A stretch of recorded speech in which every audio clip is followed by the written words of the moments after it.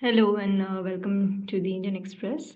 So we are discussing this project which has been announced in China on the Yardang Tsangpo, which enters India as the Siang and then later tributaries join it as the Brahmaputra.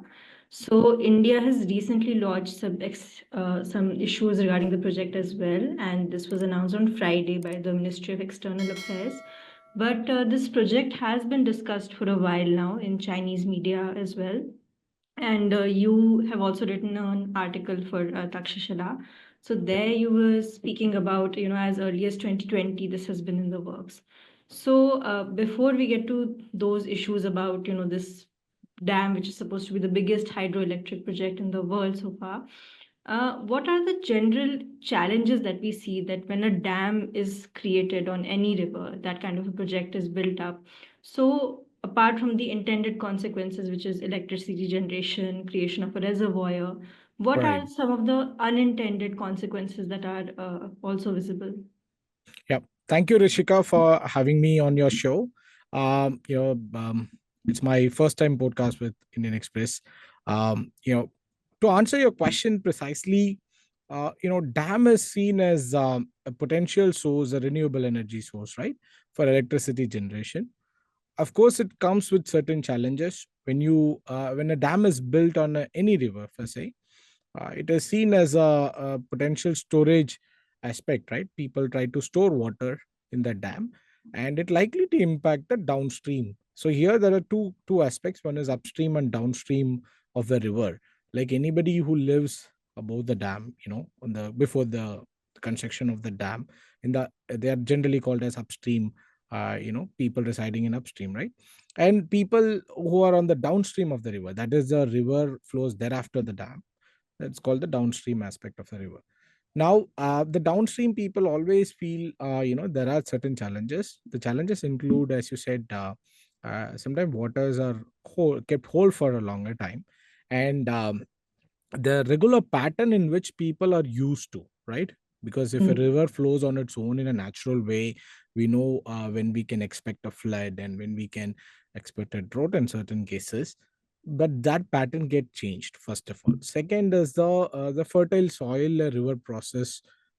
Through its own natural process, river carries a fertile soil from the upstream areas, right? So that get blocked because when a dam is being constructed, that portion of that soil, the soil which is carried out, becomes a problem of efficient energy generation from the dam. Then it's stopped, and that will minimize the fertile flow of soil in the downstream, right? And then third is the ecosystem, be it Mm. people or any other creature which are associated to the dam. They're all accustomed to a particular practice, right? As I told, the pattern changing is one. Second is the ecosystem. If any of that get changed, then it again become a problem. In top of, we have climate change, we have other challenges around us. So this dam is seen as an opportunity for ideally for people on the upstream, and as a impact is largely on the downstream areas. Right, right. And then coming to this particular dam, so what has been the progress on it? Because it was announced quite a few years ago and there have been Yeah. discussions around it. So when was it first really, when did we get a sense of the project? And now the recent announcement which came on December 25, what do Right. we learn through that? See, especially the mega dam project on Yarlung Sangpo has been in news for a while, right? For several years now. I think in early 2020s onwards, we are hearing this again and again.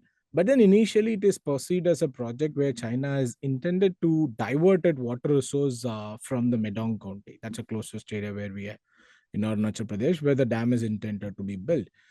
So at that time, it seems as a diversion project. And thereafter, there were a lot of speculation and questions around whether this kind of dam is possible in that terrain or not. Hmm. But then people are, worrying more when it is specified in their 5 year plan. The last 5 year plan was 2021 to 2025, in which there are certain ambitious steps which are mentioned, including the construction of this dams and subsequent dams in the region, right? So when this is specified in the 5 year plan, and there were certain firm statements stating that this will be initiated or achieved. So until that, it's seen as a project where it's more of a geopolitical connotation. People uh, sees this as an impossible project, but then it's specified in 5-year project, which shows the intention that it will be constructed. But then again, we are in the fag end of the 5-year project, Mm. 2021 to 25, right? So we are in 2025.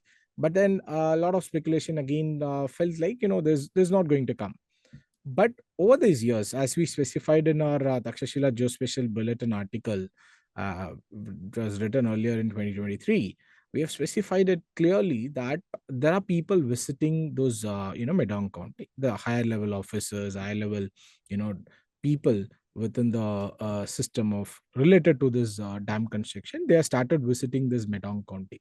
So once they started visiting it, we don't know what exactly they are doing there, but then there it appears to be certain pre-construction activities are taken care. Subsequently, in our study, we looked at the developments along the upstream, because we strongly believe it is not a thing to look at a dam construction site, because dam construction at this scale is something where we need to look at few hundreds of kilometers on upstream. So what generally being carried out and so on. In that, we found out there are certain changes happening even closer to the dam site. The upstream areas earlier used to be, complete green forest, are now from the barren lands to, things have changed into an agricultural land in certain places, and some places the constructions are, you know uh, start coming up.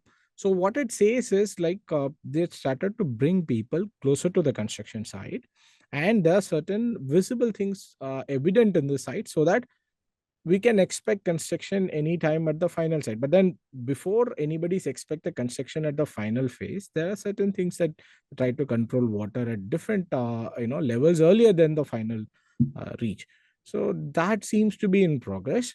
And now when there is a specific declaration on the kind of money they're going to put up in this project, has raised concerns, right? Because that is 1 trillion yuan. That's big, and possibly the massive project funding given to any project, any single project on the planet.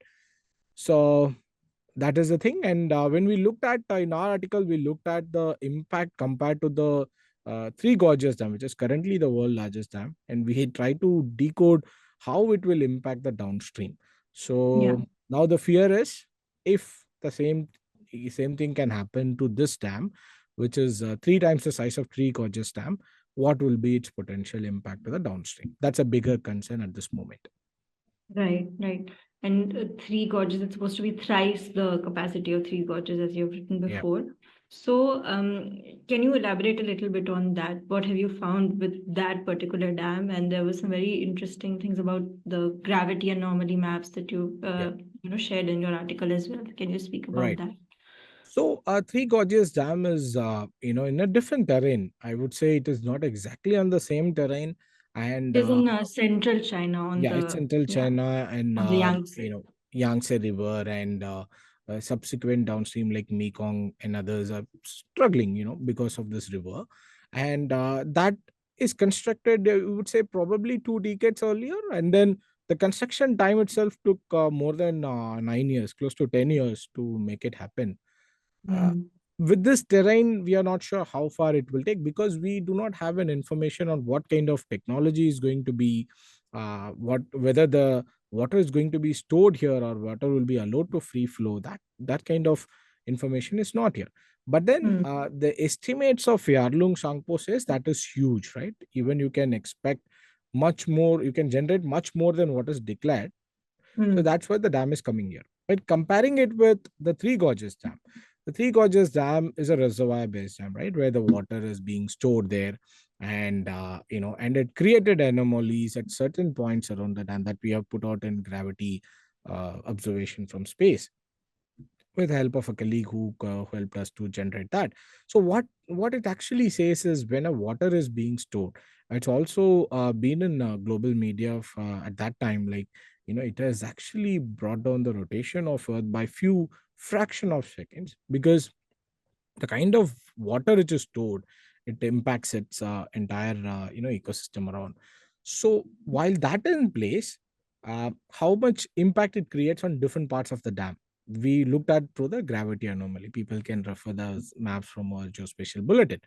Now, that is one impact, but the concern is not just that.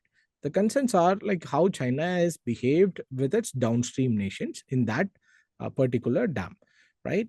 Because downstream nations include certain other countries where China promised that they will share data in the beginning, right? So now, if the data, any dam project which includes the downstream, what is expected is a transparent data sharing and the potential way to minimize the impacts to the downstream. If those measures are taken, at least the downstream nations are taken in confidence in those projects. Here, it was not happened. It didn't happen in the way it was expected because Mm. the datas are not shared appropriately. There are different sources showing contrary information on it, and also the people used for a particular pattern. I said, if the patterns are changed, altered, then you can see different changes on the downstream. So people, it is documented by another think tank on that. It was saying that people expected flood in summer, like probably it is that water being released for electricity generation, or even if you believe it is not an intentional act. But then any of those will, the kind of fish species who are adapted to those particular temperature, quantum of Right. water, and the other things will definitely struggle. So that's what the downstream has been struggling. But then again, we also need to remember there's a strict environmental plan. Like it was promised that the environmental protection would be taken care, restoring culture and other aspects would be taken care. But then even after completion of the dam until today, a lot of activities are being carried out, but it's not Mm. something very promising that we believe like, okay, nothing will happen to downstream countries, right? Mhm. So but then the worry is, if it is here on an Yeah. area where you have huge gushing of water and a complex terrain and steep slopes, how big the impact would be. If there is any mishap happen, then who will bear the cost of it? We have put out the landslide susceptibility map. Like landslide is an issue, Mm. earthquake was an issue raised by environmental activists. Like they've been telling this prone will also be, this place is again prone to earthquake. Now all this complex scenario comes in. So since we do not know what exact kind of technology is going to be used and what kind of impact it can create to its surroundings and subsequent downstream areas, still going in speculation, and we are worried and worried. Yeah. Right, right. So then, what exactly are the benefits here for China? And it has announced several massive projects in the past as well related to electricity generation and creation of dams. So, and this is a massive project in terms of its scale as well. So, Okay. what is the intention behind such projects? See, we also looked at in our study, we also looked at the other side of it to understand why they bring this project here, Yeah, right? yeah. The explanation given on the media, Chinese media, appears to be like to tap the resource of Tibet. When you look at the energy generation projects in different parts of China, it's largely oriented to the eastern part of China, right? The western part of China has very limited projects Mm. where they can tap energy, both renewable and non-renewable sources. Now, tapping renewable energy sources in Tibet, there are few major projects which are announced. That includes, some of them are even renewable energy projects for solar, and some of them are the hydroelectric powers. So in this Mm. case of hydroelectric power, Yarlung Shangpo is known for its potential, and much more electricity can be generated from here. So that is the reason they have announced this plan, and this they claim it as a potential contributing factor to achieve their targets, the net neutrality, carbon net neutrality target of 2060, where India is trying to achieve that by 2070. And this particular dam construction project and few other mega projects are seen as an important project to achieve their target of net neutrality by 2060. So Mm. they're planning to go more and more on renewable energy tapping and utilizing it for the regional development that includes development in Tibet and for developments in other part of China also. So that was given as a justification for this project. But the question is, will this project be feasible only at the fag end of that river? before it enters India, or can this be constructed somewhere else, and Mm. just must before the upstream area? So that's the difference between identifying suitable site for it, where the site over here can give them a natural gravity with the water gush much faster rate, so that it can be used for hydroelectric generation. Yeah. Right, right. And there were reports on how there's a proposed project in the Arunachal as well on the Siang called the Upper Siang Multi-Purpose Storage Project. So there have been some concerns about that project as well. It's supposed to be around 11,000 megawatts. That's its capacity. Yardlung Sampo is supposed to be something around 60,000. But do you think there are some concerns there as well? Because the terrain is again somewhat similar. The landslide and concerns about earthquakes, those challenges are there as well. So, I mean, to what extent can such projects on the Indian side also be seen as as an alternative, basically a way to deal with a big upstream project? I'm not an expert on this hydro engineering per se, but then I do not. I'm a geospatial guy, but then I don't want to see this as an straightforward equation of equating 60,000 megawatts versus 11,000 megawatt. Um, it's about the efficient way. If you handle it efficiently, you can expect the capacity up to 60,000 megawatt. That is up to 60,000 and up to 11,000, right? Right. So now I will not equate it directly, because it depends on the terrain, it depends on the flow rate, it depends on other factors that are associated with it, that decides the dam construction. I'm sure when people plan for dam within Indian region, I'm sure sufficient amount of work has been put up, and they would have decided the size of the dam, which expected to uh, manage the impact, even if if the impact is higher from the upstream, right? It Right. expected to carry the impact which can be triggered by the Chinese dam if in case there is a disaster. uh, but since I've not studied the Indian side of the dam, I cannot comment on this. But it's not a easy way to directly corroborate 60,000 capacity versus 11,000 estimated capacity. Whereas I would say even the 60,000 can be more, but today it is more driven by the technology, not just because of the size of the dam. It's because of the technology and other sources. So it's not you know correct to directly corroborate both the capacities and to justify whether the downstream one is good or not. But then any dam comes with its challenges. But then these are the possible ways India can do to minimize its impact, because I think we're doing that. Yeah. And lastly, on this question of impact, so what has been the situation in terms of communication about such projects? And Bangladesh is also another downstream country for China and for India. So, what has been the level of communication regarding such things such as river water sharing, data, and those kind of issues? So there are two challenges here. One is we don't have an official treaty or anything that we have with Indus for say. Despite having that, Indus has its own set of challenges. But here Right. we don't have anything.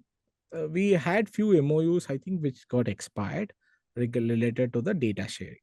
And Hmm. especially when we had the standoff and other stuff, so that time the entire relationship, as the MOUs are not renewed and so on. Now, even at that time, we used to pay a huge quantum of money to get the data. The data was not shared for free, right? Hmm. The You have money to was pay paid to money. China. Yeah, we have to Right. pay China to get that data. Few crores of money.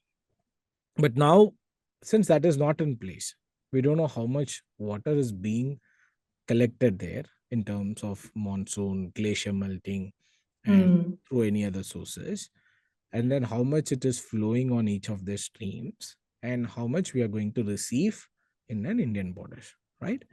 When we do not know this thing, and thereafter when a dam is being constructed, the proposal is up, and if the information about the kind of technology to be used, and if that those kind of information are available, perhaps expert related to the field can make a cognizance of what are the potential impact, how are they going to minimize the impact, what are the steps carried out by them. I don't know, those kind of information are not, according to my knowledge, it's not available in open domain. So those information would be really handy to see what are the steps to be carried out. How are they going to sort out a transboundary issue? Because it's not just an issue of yours, it's a Hmm. transboundary issue. Because the next country is just few kilometers from there, right? So when it is a transboundary issue, then how are you going to sort it out? What are the different steps carried out? And given the geopolitical situation, how are you going to sort it out? These deliberation would really help from China's side to give certain amount of information that believed to be a credible, so that the downstream can think about it before, when it is a black box, then the downstream nations are much and much more worried, but not just by saying words, perhaps the deliberation on the technical aspects of it and the steps to be carried out. One. uh, Second, in terms of Bangladesh, we know that part of this river, when it enters into India, it's known as Brahmaputra. But then Brahmaputra has its own catchment area. And some of them, let's say 70% of that water comes from our own catchment areas. And thereafter, it's turned out to be a Jamuna River in Bangladesh. Again, some of them, it gets different water sources, and some of them is given by this Brahmaputra. Now, Bangladesh will also suffer. The best way to go forward, perhaps India and Bangladesh can together, you know, um, put up their impacts, because most of the time India would be blamed, not the upstream nation, right? Because the immediate upstream country would be blamed for any potential challenges, as some of them even comments the Jamuna has dried up. It is about overutilization of water in different parts of the stream, from all the sides, like from Indian side, from Bangladesh side. But when this dam creates a new set of challenge, so how are the downstream nations are going to handle? That's a challenge right in front of both the countries. Perhaps they can go together and then put up that. But then this, I don't know whether it's a feasible diplomatic solution. Perhaps the experts on that front can comment on that in depth. Thank you. Thank you so much for this conversation. Yeah, thank you for your insight. Yeah.